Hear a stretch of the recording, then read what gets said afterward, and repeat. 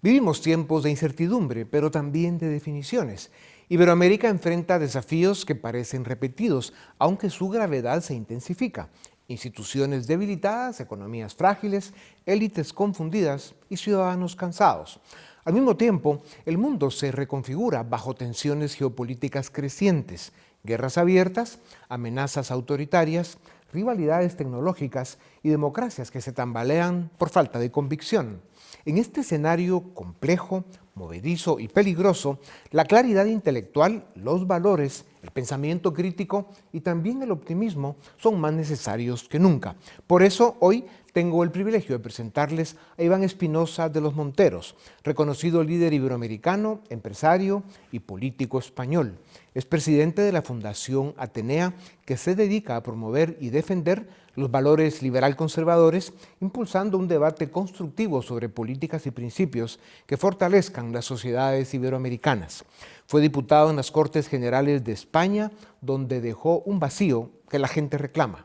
Estudió Ciencias Económicas y Empresariales y obtuvo una maestría en Finanzas de la Kellogg School of Management en Illinois. Iván, bienvenido a Razón de Estado. Qué gusto verte otra vez. Muchísimas gracias por invitarme. Aparte de las dictaduras que están llegando a su final, ¿qué explica el resurgimiento del populismo autoritario al cual siempre le acompaña la corrupción en varias democracias de Iberoamérica?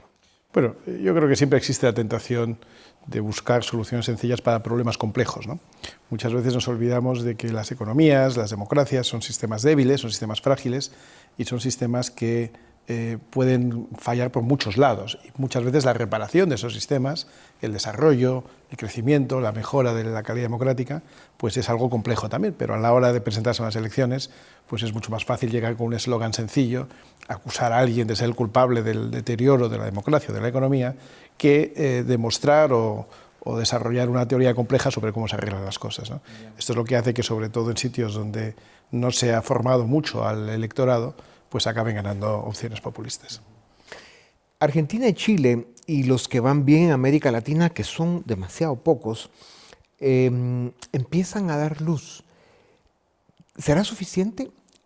¿Qué más debe suceder para que América Latina empiece de verdad a cambiar el rumbo? ¿Qué pasa si fallan?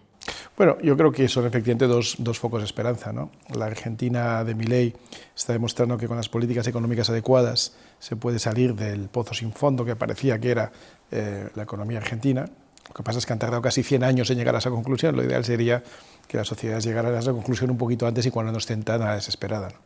Y Chile es un ejemplo también complejo, lleno de matices. Chile es un país que avanzó económicamente antes de avanzar democráticamente, pero precisamente ese avance económico que generó una clase media estable fue el que permitió luego una transición en vida del dictador, que esto es una cosa muy, muy infrecuente, hacia una democracia. Posteriormente, pues algunas de las tasas de crecimiento más sostenidas de la región y después pues se han hecho daño a sí mismos con algunas elecciones que no han sido las más favorables, pero ahora vuelve a haber esperanza con la presunta victoria, esperemos que sí, este fin de semana de José Antonio Kast. Iván, la narcodictadura terrorista que tiene secuestrada a Venezuela está en sus días finales, se está desmoronando.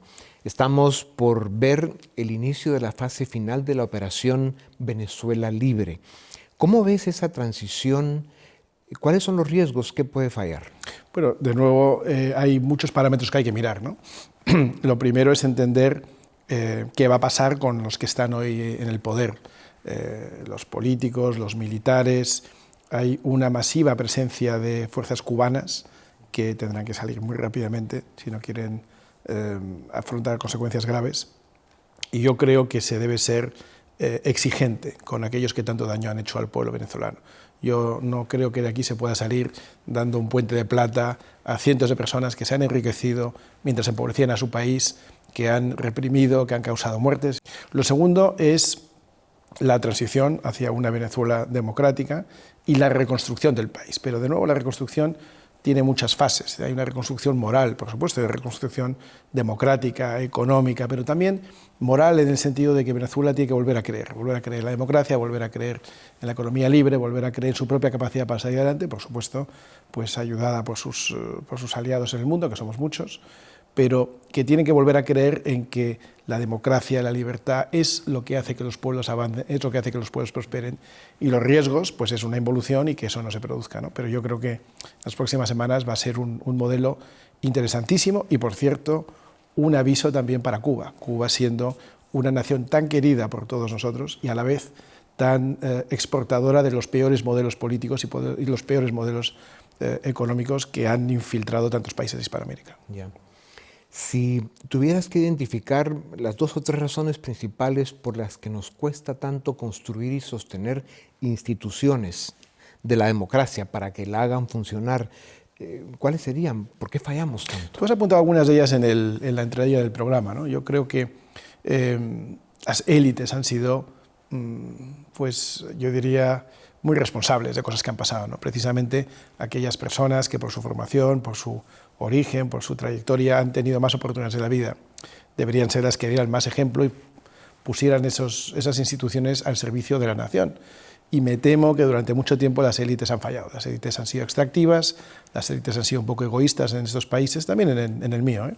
Han sido un poco egoístas, me refiero a las élites empresariales, económicas, académicas, por supuesto, políticas, incluso familiares en algunos casos, ¿no? No han mirado tanto por el país cuanto por sí mismas y esto trae a veces consecuencias. Las élites han fallado mucho, si fallan las élites, las instituciones muchas veces fallan, y donde no hay instituciones sólidas no hay democracias avanzadas y no hay economías en crecimiento. Por eso es tan importante esta pregunta. ¿Qué papel juegan la división de poderes y la certeza jurídica en el desarrollo de un país? ¿Qué sucede cuando uno de los poderes trata o logra absorber los otros poderes? Estamos viendo este caso en México. Bueno, pues esta es la clave de todo, ¿no? La clave de bóveda. Un libro que yo cito mucho, que es ¿Por qué fracasan las naciones?, incide exactamente en esto. Las naciones que prosperan no son necesariamente las que tienen recursos naturales abundantes, ¿no? En algunos casos sí, claro, eso ayuda. Pero aún no teniéndolos, hay muchas naciones que prosperan porque tienen instituciones sólidas, hay certeza jurídica, hay separación de poderes. El sistema judicial es independiente del sistema ejecutivo, que a su vez es independiente del legislativo. Y se producen esos contrapesos que tan importantes son para la democracia, ¿no? Un ejemplo comparativo de principios del siglo XX muy ilustrativo es cuando en Estados Unidos, digamos que el siglo XX arranca con 2 países muy sólidos, ¿no? Estados Unidos, que todavía no es la gran potencia mundial que va a ser, y una Argentina que es, pues por extensión, por capacidad, por recursos naturales, un país fortísimo, al que migra, por cierto, llega mucha inmigración europea, ¿no? 2 países que prometen mucho. A principios del siglo, o hacia el segundo tercio del siglo, 2 presidentes simultáneamente tienen problemas con su Tribunal Supremo, Roosevelt y Perón. Roosevelt intenta cambiar el sistema de elección del Tribunal Supremo para anularlo e impedir que le quite algunas de las partes del New Deal, pero el Senado le corta esa reforma porque piensa que, aun siendo de su propio partido, piensa que no es bueno para la República. Eso es equilibrio de poderes. Por su parte, Perón también tiene problemas con el Tribunal Supremo argentino, cambia por completo el sistema de formar el Tribunal Supremo, por lo tanto el Supremo ya depende de él, y pasa lo que pasa. Estados Unidos tiene la evolución que tiene en el siglo XX y Argentina también.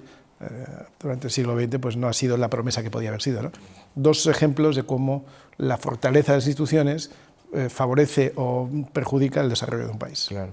Por eso son tan importantes quienes tripulan las instituciones. Y la pregunta del caso es, ¿por qué seguimos eligiendo gente tan mediocre, normalmente corruptos, y gente que con demasiada frecuencia quiere perpetuarse en el poder? Bueno, porque también a veces nos tomamos la política casi como si fuera un deporte, como si fuera el fútbol, ¿no? Nos ponemos la camiseta de nuestro partido y todo lo que haga nuestro partido nos parece bien, todo lo que haga el otro nos parece mal, igual que en el fútbol. Nuestro equipo nunca comete falta, el penalti siempre lo comete el otro, ¿no?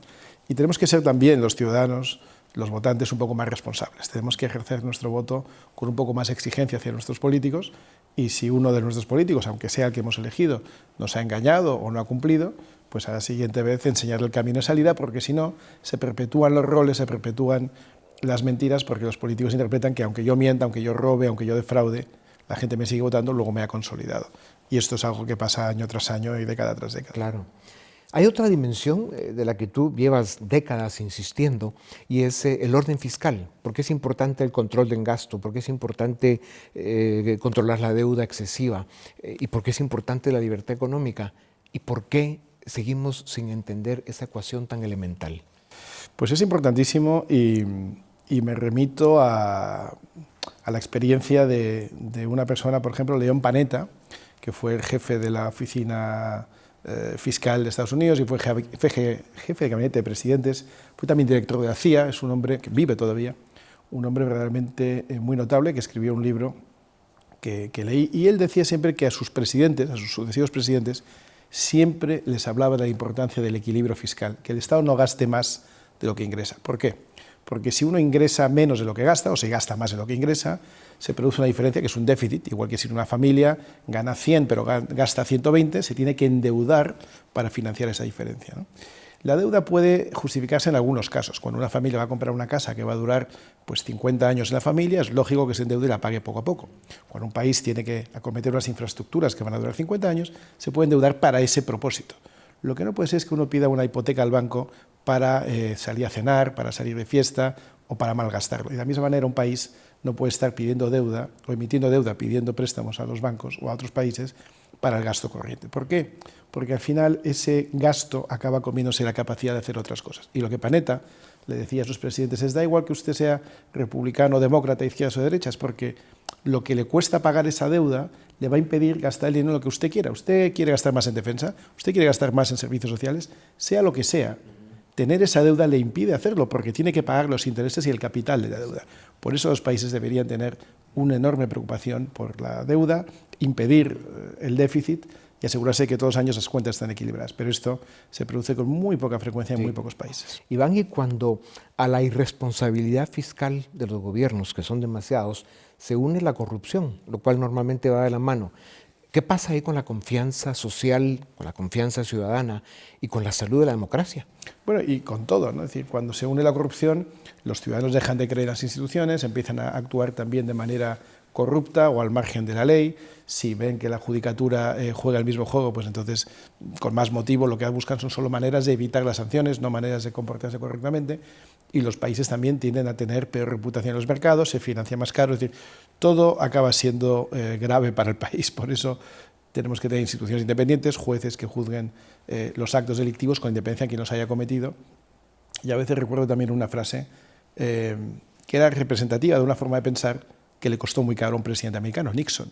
Y en pleno escándalo Watergate, cuando le estaban investigando, dijo una frase que fue demoledora. Y dijo: si lo hace el presidente, quiere decir que es legal. Pues no, señor presidente, aunque usted lo haga siendo presidente, usted puede cometer ilegalidades, puede cometer actos delictivos o ilícitos, aunque sea usted presidente. Y siempre habrá un juez que vaya a juzgar esos actos con independencia de quien los haya cometido. Eso es un país serio y eso es lo que todos debemos aspirar a tener. Iván, y cuando se dan todos estos fenómenos brutales que hacen tanto daño de responsabilidad fiscal, la corrupción, la incompetencia tanto político por aquí y por allá, ¿cómo hace el ciudadano para defenderse? ¿Qué debe hacer el ciudadano para defenderse y para proteger esos valores tan importantes como son la libertad, la democracia, el Estado de Derecho, la división de poderes? Es verdad que es muy difícil que un individuo se pueda presentar como un actor relevante ante el Estado. Por eso es importante asociarse, afiliarse a organizaciones que estén en esa lucha, apoyar el periodismo libre, porque muchas veces es el periodismo el que denuncia, señala los casos de corrupción que acaban llegando a los jueces. A su vez, esas organizaciones y esos individuos tienen que ser muy exigentes, como digo, exigentes con los políticos, exigentes con la justicia, exigentes con el sistema, y manifestarse cuando vean que sus derechos están siendo pisoteados, manifestarse de forma física, de forma digital, protestar de manera pacífica, naturalmente, y ordenada, pero es importante que haya una cierta sociedad civil que haga también un poco de contrapeso a todos estos poderes, incluidos los periodistas, como digo, los periodistas tienen que ser parte de esa sociedad civil, pero también organizaciones, asociaciones donde la gente se apunte voluntariamente porque juntos tienen más fuerza. Sí. La historia nos cuenta que cuando el 4% de la población ha salido a protestar a las calles, en los momentos críticos en los países, esos gobiernos han caído. Claro, pero no salen espontáneamente, tienen que salir espoleadas por alguna organización o por algún periodista o por algún medio. Y es muy difícil, ¿no? España, por ejemplo, pues que es un país de 50 millones de habitantes, claro, el 4% son 2 millones.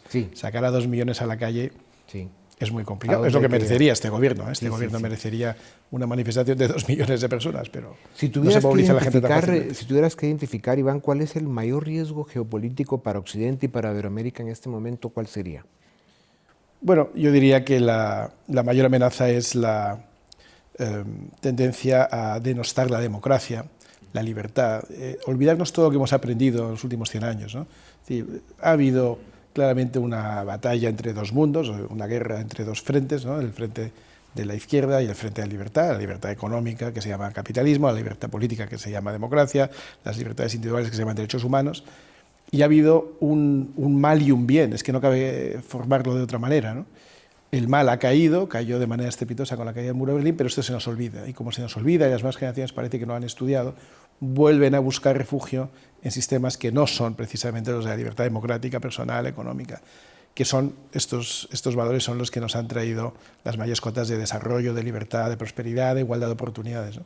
Olvidarnos de eso es un riesgo muy grave para nuestras democracias. La Fundación Atenea, que hoy presides, ha creado enorme ilusión, grandes expectativas y va muy bien. ¿Cómo te sientes con ese proyecto? Bueno, me siento muy comprometido y un enorme sentido de la responsabilidad y luego de agradecimiento por la gente que está colaborando con nosotros. Estamos elaborando informes en base a expertos sectoriales y luego muy agradecido por el apoyo de la gente en España por ahora.